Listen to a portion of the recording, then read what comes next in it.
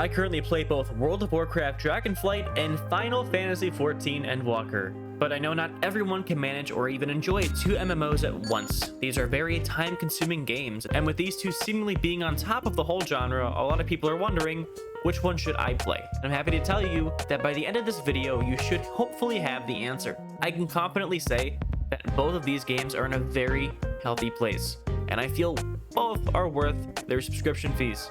So, the way this will work is I'm going to go category by category, starting with content, then moving on to the story, followed by gameplay, and ending with accessibility. So, let's get started. In terms of content, there is objectively more content in FF14, so I'll start there. With FF14, you're going to have more game, and what I mean by that is that there is an entire cohesive over 400-hour story to get through until you reach what many players consider to be the main meat of the game, that being endgame. But with FF14, you really do have a whole game before that. You'll be running 8-man trials, 4-man dungeons, the usual MMO content, with added bonus of a very compelling story. Now, this is something you won't hear often from an FF14 player. For some players, a 400-hour long story is just a bit too daunting, and understandably so. That is a lot of time spent watching the game versus playing it. It definitely slows things down. I won't spend too much time gushing about the story because that's the next segment, but all you need to know gameplay wise is it can definitely get exhausting to certain players. You also have the bonus of unlocking new content as you progress through expansions. Content that can still be ran in its original form, no matter how old it is, which just adds more content to do. In terms of the new user experience, FF14 has a pretty solid one. It does suffer from the usual slow start that most MMOs have, but if you stick through it, the game really does introduce new mechanics and give you proper tutorials on how to use your spells over time pretty well. So in that regard, I would say it's pretty new user friendly. Now for endgame, you have your usual raid content. There are a lot of different difficulties such as Savage and Ultimate. Now if raid content does not interest you at all, then FF14 definitely has a lot of casual content. There is an in-game minigame zone where you can do all sorts of fun things to collect new outfits and mounts, not to mention a whole housing system, which, to be honest, is a bit of an uphill battle to get to. There is also professions, each with their own unique stories and quest lines, making it another form of content. But the point is, there's a ton of side, casual-friendly content to do aside from the main meat of endgame. Let's talk about WoW's content. There is less of it when compared to FF14, which may surprise you, seeing as the game is older. But unlike FF14, whenever a new WoW expansion does come out, a lot of the old content is shafted. Yes, you can still run it, but not in its original form. Not in the way it was intended. Other than that, if 400 hours of story before endgame seems a bit too daunting, then WoW certainly looks more appealing. In my experience, it can take anywhere from 15 to 30 hours to hit level cap. Not bad at all, however, the trade-off is a less new player-friendly experience. Although the new starting island is great, you're just kind of thrown into the middle of an almost 2-decade-old story. Not that the story is anything to write home about, but again, I'll save it. It can be very confusing, especially when you hit endgame and you're suddenly confronted with things like Mythic Plus and PvP. One thing I will say is that WoW definitely has a larger endgame, which is nice for players who prefer content like raiding and dungeons. However, that does come with the trade-off that there is less side content. There just isn't the amount of casual-friendly content in WoW. You have things like farming out content for mounts and transmog as well as reputations. One thing I can give WoW is the collection tab. It's just way better than the way FF14 displays miscellaneous things. At the end of the day though, there just isn't a whole lot of side content in WoW. It's very much dominated by the main forms of content. Whereas FF14 diversifies content, WoW kind of does the opposite. There are more raid tiers, more bosses, PvP is better, and Mythic Plus is a great way to make dungeon relevant. So to summarize, WoW is less new player friendly, but quicker to get through. However, there is a lack of side, more casual content when compared to FF14. Now the story, as you can imagine, is probably going to sound more favorable to FF14. That's just because the story is better. They tell it cohesively and they give it more time. Definitely slow to start, but once you get past A Realm Reborn, the story really does pick up. And you really feel the improvement once you hit Heavensward. I mean, everything is just better. Dialogue, voice acting, and cutscenes, it's all very compelling. And that is coming from a player who skipped every single cutscene in A Realm Reborn. Take it from me, to get the whole experience, play the story.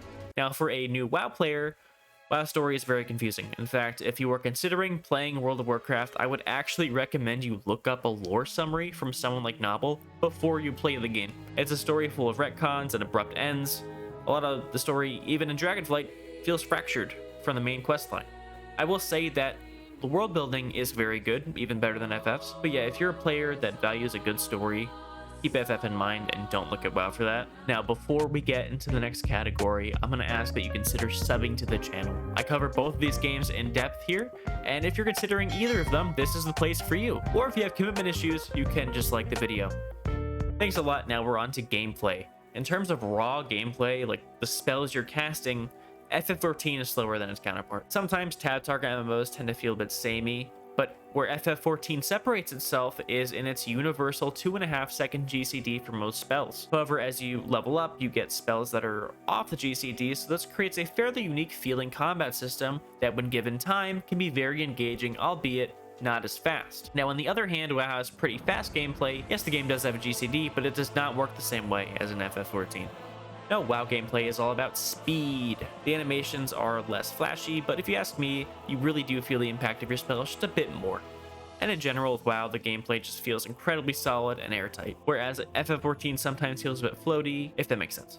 I hope it did. Anyways, one more thing I want to add is alt friendliness. If you don't know, alts are essentially your different characters. Every game has different classes, or in FF14, their jobs. With FF14, you can actually swap between any job on one character, whereas WoW, you have to make a whole new character.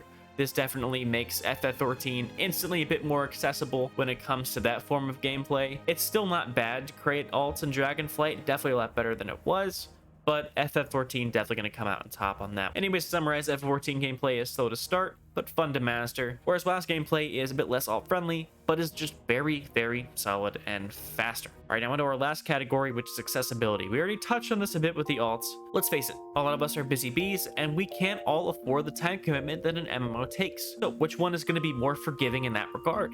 Well, as stated before, FF14 has a ton of content outside of the main endgame, but taking endgame into account is fairly easy to keep up with the rest of the player base. The only weekly requirements are capping your tomes, which you can do in a few hours. The only other things you need are your consumables, which is a fairly easy process, which just revolves around buying food and potions. You will have to melt materia on your gear, but even that is fairly straightforward, and there are plenty of community resources to help you find what works best. On top of all of this, the maximum raid size is 8, making it pretty easy to find groups when compared to the larger sizes of other games. Now, WoW has accessibility issues. First off, to participate in endgame, there are a lot of add-on requirements. Things like boss mods, damage meters, logs, and Raider IO. If you don't play either of these games, those all sound made up, and that's the point I'm trying to make. Endgame has become very optimized, making the wall new players have to climb a lot higher, not to mention the necessity of prior knowledge when it comes to things like Mythic Plus. A lot of dungeon routes, boss mechanics, and dungeon mobs are perceived to be common knowledge by the community, and it can make endgame a bit more stressful than it has to be. I'm not saying it's impossible, or no, there are plenty of community guides out there to help you, including here on this channel. Just be aware that there are a lot of hurdles to jump through to get into WoW's endgame. And that's all not to mention the weekly requirements. If you want to participate and progress through endgame content, you have to keep up with your vaults. The vault rewarding you with a new piece of gear every week for the content you already do. And again, in Dragonflight, this is really the only daily upkeep you have to do in terms of endgame. It's not that bad. And if you're already doing the content, you should be fine. And there we have it, folks.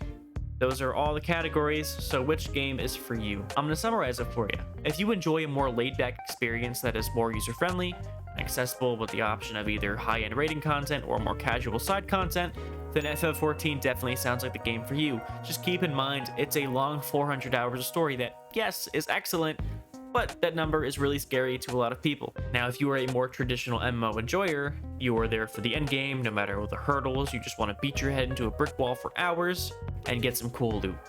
Well, WoW definitely sounds like your kind of game. While not nearly as much side content, the endgame is bigger and a bit better, albeit the whole game is just a bit inaccessible. But either way, you're getting a great game for your money. Like I said, both of these games are in a very healthy spot, and I could honestly recommend either of them to you. And if you enjoy this video, be sure to look at this one on the screen. I do tons of other content comparing these two games, so consider that. Thanks for watching, and take care.